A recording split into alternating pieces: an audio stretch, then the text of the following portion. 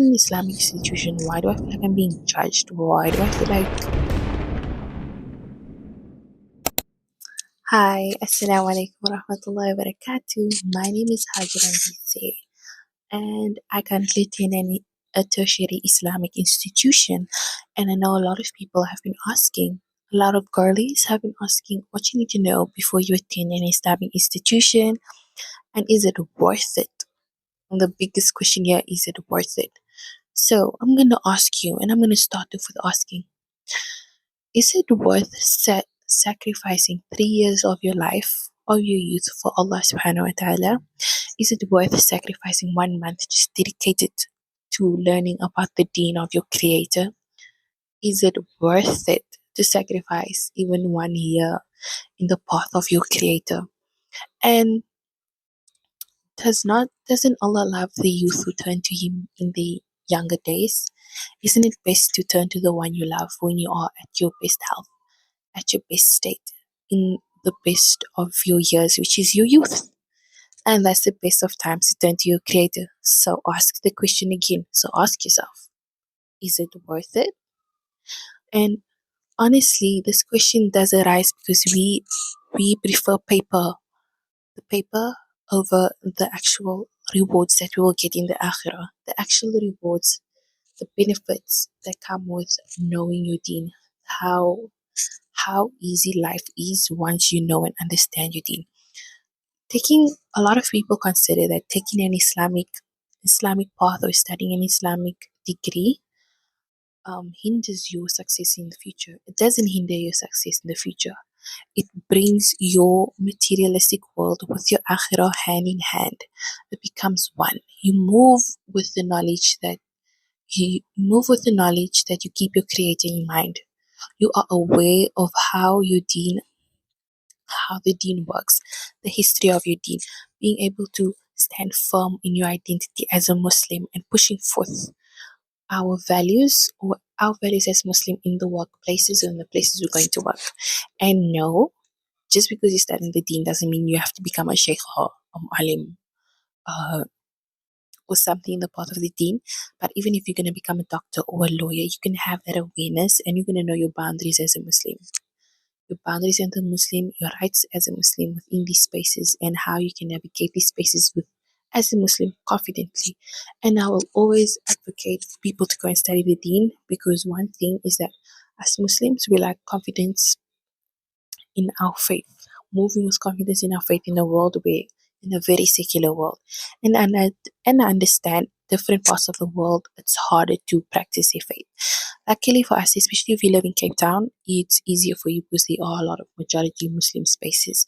And there are Muslim people within parliaments and in spaces like these that allow us to practice our deen easily. There's even like Salah Khanas, there's musallas at malls nowadays, at Canal Waterfront, and such big malls, which makes it easier as a Muslim to practice Islam. But I know that's not the way everywhere. And also, if you come from a background like me, I did not study Islamic studies. I never went to a Islamic school, primary and high school, and tertiary education. So this was sort of new to me. It was sort of a way for me to come back home, to return home, to center myself, to recenter myself, and how I move about in life. Because I've realized the way we've been taught is always like the West is the way to move. And learning about Islam, you realize like, wait, it's so chilled to navigate through life as a Muslim. It's so chilled. And I'm not going to tell you the nitty gritty of it because it's different for everybody. And I want you to experience this for yourself. So, with all of that being said, why should you attend an Islamic institution? And what do you need to know before attending one? Number one, you're doing this for Allah. You're sacrificing a year to learn about your Creator, to strengthen yourself in your faith, and to move with the knowledge that Allah is always with you, that your faith is always behind you, and your faith is not something that's ever gonna hinder you. And if you feel like you getting more into your faith, into your deen, hinders you from something, then it means that thing wasn't even good for you in the first place.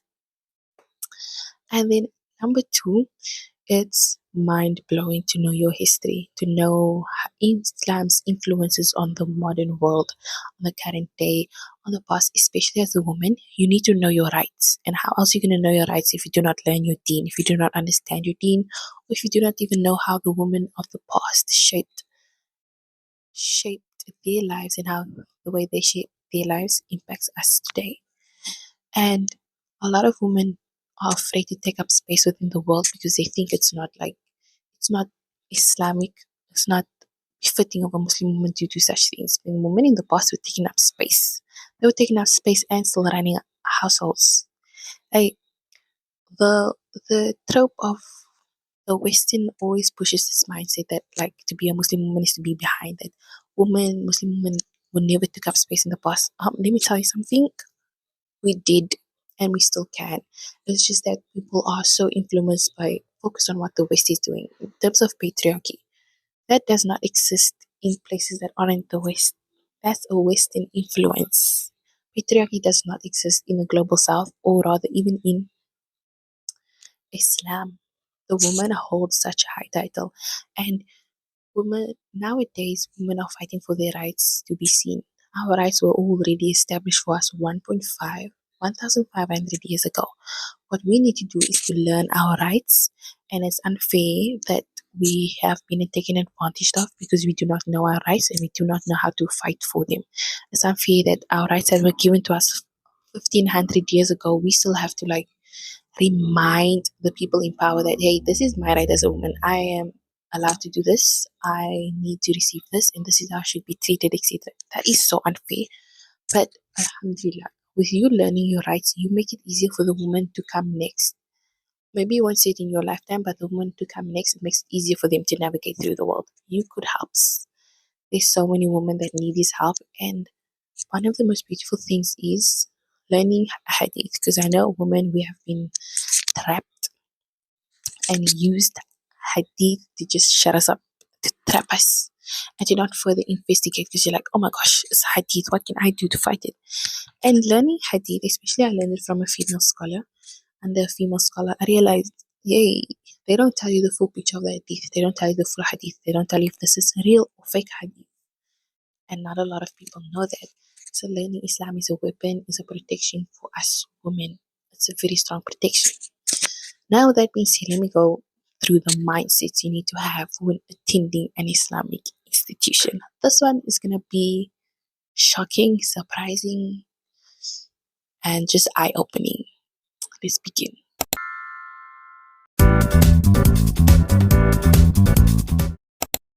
There are many reasons as to why you should study Islamic studies. That was just my reasons. I wanted to be my personal reasons was I wanted to become more comfortable in being a Muslim in my identity as a Muslim. I didn't want outside forces to shake me off. I wanted to be confident in navigating the world as a Muslim, asking or just taking up space and not being afraid to take up that space. That was my main reason into studying Islamic studies. And also I really didn't understand marriage as a whole. Um What marriage has been made to seem by culture or people who integrate culture and Islam is that marriage seems like it's a trap. Like you can't get out of it. Like there's nothing for you to do. All you need to do is sit there and push out babies and that's all your life is gonna be. And that's all I had knowledge of. But learning my deen, I'm in my third year currently. Inshallah by next year I'll finish. But last year we learned about marriage, like the intricate steps of marriage that you won't hear from marriage classes. I can't share that with you. That's something you have to go out and search for yourself, or I can only tell you in person. I can't tell you online because obviously I'm not an alim. And I realized, okay, I've been overcomplicating marriage, and it's not that way. And as a woman, I have so much rights. I have so much rights. My dean has taken care of me. It's just that my lack of knowledge is also a portion sort of responsible for the way I might be perceived or handle marriage in future. And unfortunately, a lot of women have been made to the disadvantage, put at a disadvantage because they lack knowledge of the deen and they lack the confidence to enforce their rights. Okay. Um. Yeah, it has been cleared about marriage, but is this something I want now? I'm not sure, maybe in the foreseeable future. And learning about the intricacies of marriage, I do not take marriage lightly. That's one thing for me. And also with learning with marriage, we learned about zina and the implications of zina. Maybe I'll talk about that in another video. The implications of zina is so heavy, and if you have to learn about the implications of zina, I do not think you'd ever talk to a man ever for any reason. Like even to this day, I don't talk to men in general. I don't know how I'm gonna get married, but I don't talk to men in general. I keep a distance because the implications of zina are so bad, especially on the woman's part. Unfortunately, sadly though, on the woman's part, and yeah, zina is actually a very, very serious sin. Like that's one of the sins that has like a detailed punishment to it in the Quran. It's so bad. Like let me just move into the part about things you need to know when attending an Islamic institution. Number one, intermixing of the genders is a no. You might be in the same class, but you guys are going to be sitting on this side is the boys or this side is the girls. No intermixing or intermingling, and it does change your mindset. It just does rewire your brain. It makes you, and from being obviously not being at Islamic institutions my whole life, coming to an Islamic institution made me realize that you don't need to speak to the opposite gender that much. You don't need them in general that much. If it's not your husband, why are you speaking to them? If you're not doing business with them, you don't have any reason to be speaking or intermingling with the opposite gender. And with that being said, it also made me connect more with women because outside of Islamic institution, female friendships are villainized. And coming into this space, it almost pushes you into the direction of securing female friendships and realizing the worth of the woman. You might not get along with all the women or all the girls you're in class with, but there is a strong sense of sisterhood within there that I really value, that you will also come to value. You might not like everyone, they might not be your favorite person, but you know this is your sister and she'll always have your back. And that's what's so comforting about being at an Islamic institution. Okay, that is 2 points. Number three, um, a lot of people actually want more youngsters to study the Deen. So there are a lot of scholarships or bursaries available to assist you with studying the Deen. Like currently where I study, there is bursaries available for you to study at because there is a really strong need for more people to be aware of the Deen. Number four, from being at an Islamic institution, your teachers will be your role models, whether they like it or not. Is that number one, their passion for what they do, especially where I study, the lecturers are really passionate about what they do. I don't think they get paid a lot, but because they love teaching the Deen, they love teaching whatever aspect they have to teach, they come in ready, happy, excited to bless you with knowledge, and it's really something motivating. Because and then if you hear about their schedule, you're like, when do you have time to be a human? You're moving like a robot. Some of them wake up 4 in the morning, make tahajjud, make salah, get ready for the day, start their first lesson, first classes. Not even at the school that they're teaching. They could be teaching 5 schools all in 1 week, preparing lessons, staying up late, being imams at mosques, especially in Ramadan. I feel so sorry for my lecturers because in Ramadan, they are making tarawih, leading tarawih salah, doing Jumu'ah salah, and still coming to school the next day, barely, not Jumu'ah salah, I said night salah, Salatul Layl, coming back to school, teaching, looking barely alive. Um, yeah, your teachers are your biggest motivators. You'll realize, oh, there's no room to be lazy because they always say that there's barakah in your time. You have to ask Allah subhanahu wa ta'ala for barakah in your time to be able to do all of that. And I'm learning slowly by slowly. I learn very slow. So that is still sinking in. Then number you if you just because you're at an Islamic institution doesn't mean they're gonna be teaching about women a lot. So one thing I'll tell you is don't sit and just take information. You need to ask. You need to ask them like, what about female scholars? what do females do? What does a woman need to do in a Haid? What are the requirements? Can we do the chapters on Haid? You need to ask. Because most of the time, I think Islamic institutions for the longest time mostly were taught for guys, for men, for boys. So to start shifting with more females attending Islamic institutions, I don't think Islamic institution has changed to adapt to that. But Alhamdulillah, you need to speak up. You need to say, I want to learn about this. I want to know this aspect. What about the woman? You need to be asking, what about the woman? They might say you are feminist. That doesn't matter. You're a woman. You need to know what about you? What benefits do you have? How should you handle these type of situations? What about the woman? Because you're not a background character. You came to learn, and you need to ask as much questions as you can. Yes, your lecturers won't have all the answers, but they'll have some guidance to you. Another point is like amongst your peers there will be microaggressions. And you need to be able to be level headed and know how to deal with them. Not all microaggressions you need to deal with head on or engage with. It's going to be shocking to you because you're going to be like, this is an Islamic institution. Why do I feel like I'm being judged? Why do I feel like it's still going to be, and it feels 10 times worse than being at a non-Islamic institution and being judged because you're like, this is Muslim people. We're supposed to be nice. We learn about this every day. Adab and akhlaq. Where is it? Can you find it, please, and give it to me? Because a lot of the times you'll be begging for that, but you have to be strong enough to set your boundaries. You have to say, listen here, I know you enjoyed having that good joke, but I didn't like it, and I'd prefer next time for you not to say that. And you need to be firm in your boundaries. You need to be firm. You might have to assert them a lot of times, but you need to be firm in your boundaries. Because what's funny about mocking me? You understand? Because you're not a joke. You're not a joke. And you should never be anyone's point of joke. Because first of all, you're at an Islamic institution. This is not the school.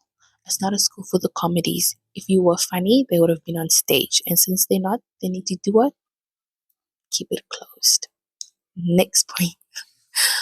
Um, next point is, especially if you're in Cape Town, South Africa, the faith will always be taught to you through like a Cape Malay sense.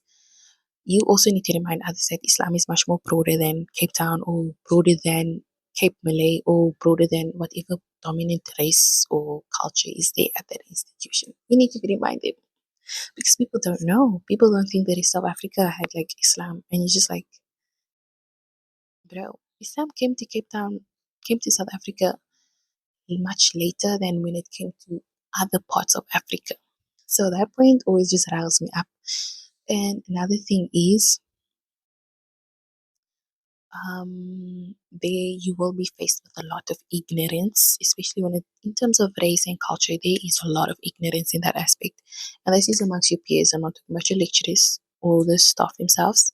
You might have some here and there with the staff, but especially with your peers. And I feel like you before you start like being like arguing with them or going back and forth with them, you first need to have the patience and be like, okay, maybe they've never come across someone like me, and slowly educate them through being in your class. Because one thing I've noticed that your class grows, people mature, and they do change over time after learning new things. Because I had someone when I started at this institution be like, I've never actually had a black friend, like where I used to say there were no black people. So you're like my first black friend.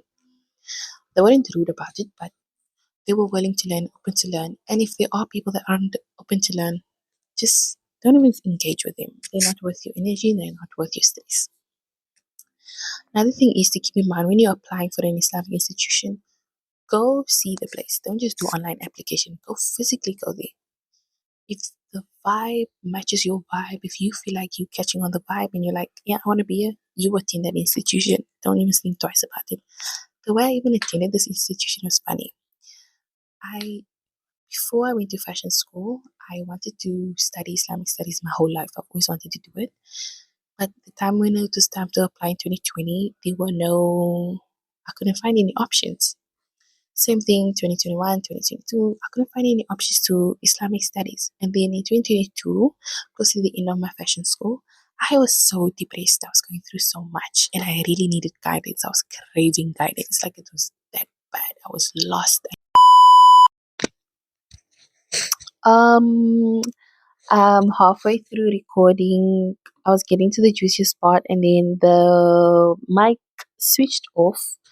So I do not have an outro, or I didn't finish my points that I was making, but I was getting a bit too personal. So yeah, that's good. So maybe I was not supposed to be so personal because we haven't built that community yet.